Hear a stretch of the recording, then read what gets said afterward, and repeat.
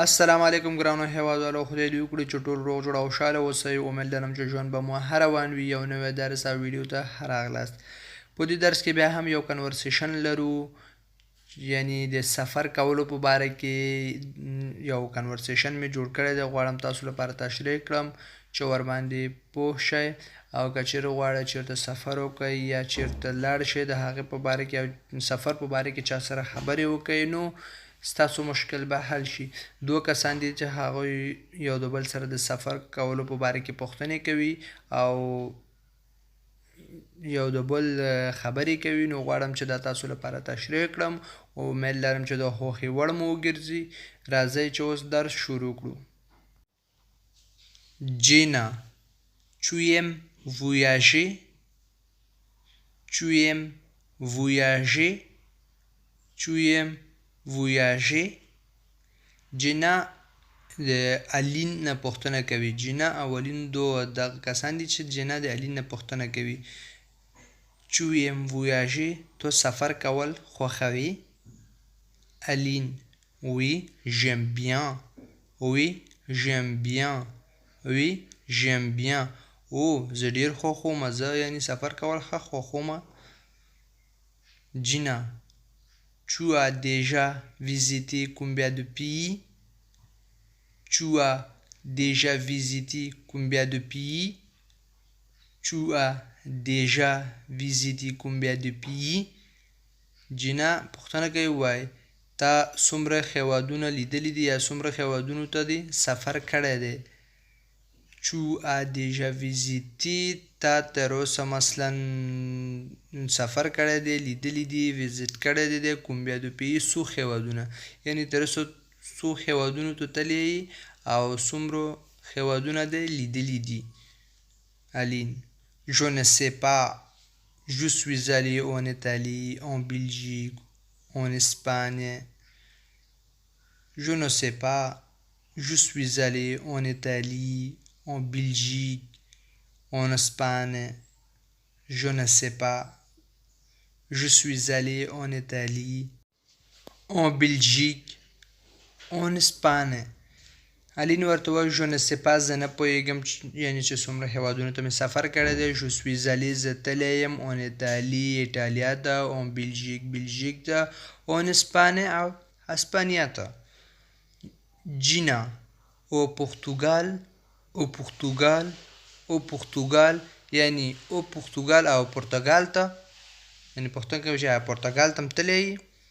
الین: non jamais au Portugal، mais c'est prévu. Je suis allé plusieurs fois aux États-Unis, au Canada, au Brésil. Non jamais au Portugal, mais c'est prévu. Je suis allé plusieurs fois aux États-Unis, au Canada, au Brésil. Non jamais au Portugal، نه پرتګال ته هیڅکله نه یم تللی. mais c'est prévu، مګر دا پلان شوی دی، یعنې چې پلان شوی مې کړی دی چې یعنې ځم به. Je suis allé، زه تللی یم، plusieurs fois، ډېر ځلي، aux États-Unis، یعنې یونایټډ سټیټ امریکا ته، او کانادا او کاناډا ته، او برازیل او برازیل ته، یعنې دغه هیوادونو ته تللی یم او پرتګال ته لا نه یم تللی، یعنې دا مې پلان کړی دی چې ځم به. جینا: et en Asie، et en Asie، et en Asie او آسیا ته. ازي وای آسیا ته، et en Asie او آسیا ته، یعنې آسیا براعظم ته تللی. الین: oui une fois en Chine. Oui une fois en Chine. Oui une fois en Chine. Oui معنا هو، اون fois یو ځل، en Chine یعنې چین ته تللی یم، یو ځل چین ته. une fois en Chine، یو ځل چین ته. جینا: et en Afrique، et en Afrique، et en Afrique او افریقا ته، یعنې او افریقا ته. الین: non jamais، c'était prévu mais j'ai annulé au dernier moment Et toi? Non, jamais. C'était prévu, mais j'ai annulé au dernier moment.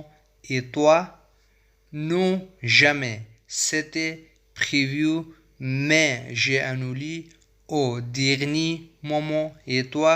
علین ورته وایي نو jamais یعنی هیڅکله نه یم تللی افریقا ته. c'était prévu دا پلان شوی و چې هلته به ځم. mais مګر j'ai annulé ما کنسل کو او dernier moment یعنی په وروستیو وختونو کې او وروستیو ساعتونو کې ما هغه کنسل کو یعنی هلته لا نړم. et toi او تو؟ Gina, moi je suis juste allé une fois en Allemagne en voyage scolaire. Moi je suis juste allé une fois en Allemagne en voyage scolaire. Gina ورته وای moi je suis juste allé زه فقط تللی یم une fois یو ځل en Allemagne معنا جرمني ته en voyage scolaire یعنی د مکتب په رخصتیانو کې. en voyage scolaire یعنی د مکتب په رخصتیانو کې یعنی د فرانسه کې چې د 2 میاشتې رخصتیان وي اوت او ژویه او اوت دا 2 میاشتې چې رخصتیان وي یعنی دغه رخصتیان ښایي په دغه رخصتیانو کې وی تللی وم. دې لپاره vacances scolaires ورته وایي. Aline, et tu as aimé, et tu as aimé, et tu as aimé. الین ورنه پوښتنه کوي آیا هغه ستا خوښ شو یعنی المانیا ته چې تللی وي یعنی جرمني تللی وي هغه دې خوښ شو. Gina, j'ai trouvé le pays très beau, les gens très gentils. J'ai trouvé le pays très beau et les gens très gentils. J'ai trouvé le pays très beau et les gens très gentils. Gina ورته وای j'ai trouvé معنا le pays très beau یعنی ماته یو ډیر ښه ښکلی هیواد معلوم شو. et او les gens très gentils او خلک ډیر مهربان یعنی هیواد راته ډیر ښکلی معلوم شو او خلک ډیر مهربان راته معلوم شو. دا زمونږ درس و. امید لرم چې ورباندې پوه شوی یاستی. که چیرې کوم سوال یا پوښتنه لرئ نو تاسو کولی شئ چې په کمنټ کې راته ولیکئ. په راتلونکي ویډیو کې به هماغې په باره کې درس جوړ کړو او تاسو سره یې شیر کړو. چینل سبسکرایب کړئ چې هر نوی ویډیو چې مونږ شیر کړو نو تاسو لپاره ورسیږي. ویډیو لایک او شیر کړئ چې نور ملګریو ته هم ورسیږي او فایده ترې نه واخلي. په مخامخه ښه وخت او ښه